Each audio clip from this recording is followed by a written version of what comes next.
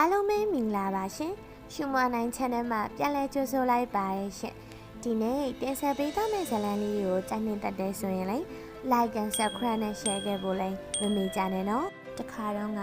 လူမိုက်တယောက်ဟာခရီးတစ်ခုကိုထွက်ခဲ့ပါတယ်လမ်းခီးတစ်လျှောက်လုံးတွေ့သမျှအရာအလုံးကိုပြဿနာရှာပြီးဖျက်ဆီးခဲ့တဲ့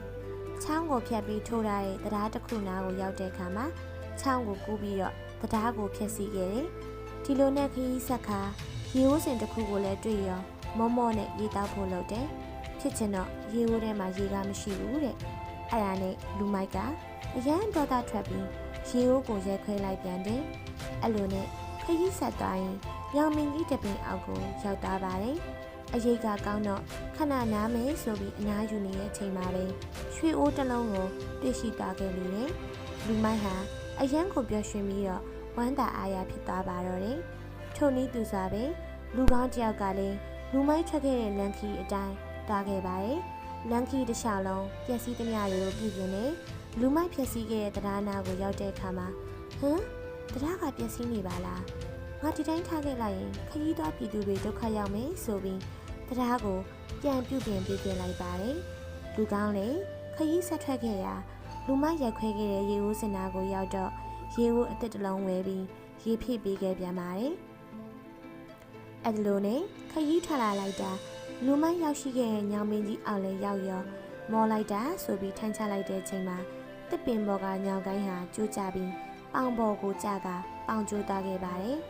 အဲ့ဒီတော့လူကောင်းကငါဒီလောက်ကောင်းမှုကုသိုလ်တွေလုပ်နေတဲ့သားနဲ့ဘာဖြစ်လို့များကန်ဆိုးမိုးမောင်ကြရတာလဲလောကကြီးကို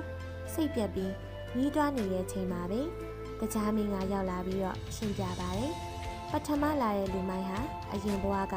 ကောင်းမှုကုသိုလ်တွေအများကြီးလုပ်ခဲ့တဲ့အတွက်ကြောင့်ဒီညောင်မင်းကြီးအောက်ကိုရောက်တဲ့အခါမှာရွှေအိုးလေးလုံးရမှာဖြစ်တယ်ဒါပေမဲ့သူဟာယခုလက်ရှိဘဝမှာမကောင်းမှုတွေလုပ်တာများတဲ့အတွက်ကြောင့်ရွှေအနေငယ်နေတာကျင်းနေလိုက်ရခြင်းဖြစ်တယ်အတင်ဟာအရင်ဘဝက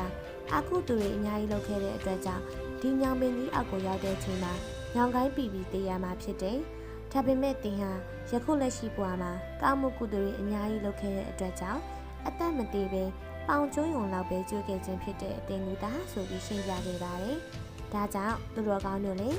ငါကောင်းတာတွေလုပ်နေတဲ့သားနဲ့မကောင်းတာတွေဖြစ်နေတယ်လို့ကိုစိတ်ပြအားငယ်မနေပါနဲ့။ရှိဘဝကမကောင်းခဲ့တဲ့အကုသိုလ်ကံတွေကြောင့်ယခုလက်ရှိဘဝမှာမကောင်းကျိုးတွေခံစားနေရတယ်လို့လည်းမမြင်ရတဲ့အတိတ်ဘဝကိုအပြစ်ပုံချမနေပါနဲ့။ယခုလက်ရှိပြစ္ဆုတ်ပံမှာကောင်းတာလုပ်ရင်နောင်လာမယ့်အနာဂတ်မှာကောင်းကျိုးတွေခံစားရမယ်ဆိုတာအတိအကျပါပဲနော်